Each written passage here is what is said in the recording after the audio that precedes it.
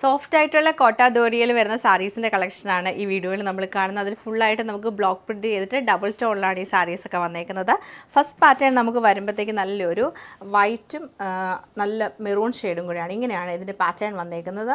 അതുപോലെ ഇതിൻ്റെ blouse piece വരുമ്പോൾ കോട്ടൺ ബ്ലൗസ് പീസാണ് പെയർ ചെയ്തേക്കുന്നത്. നമുക്ക് കോട്ടൺ ഫാബ്രിക്കിൽ ചെറിയൊരു ബോർഡറൊക്കെ കൊടുത്തിട്ടാണ് ഹൈലൈറ്റ് ചെയ്തേക്കുന്നത്.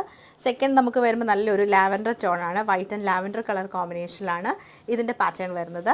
അടുത്ത നമുക്ക് നല്ലൊരു ഓറഞ്ച് കളറിലാണ് വരുന്നത്. ഓറഞ്ച് തന്നെ ലൈറ്റ് ആൻഡ് ഡാർക്ക് ടോണിൽ വരും.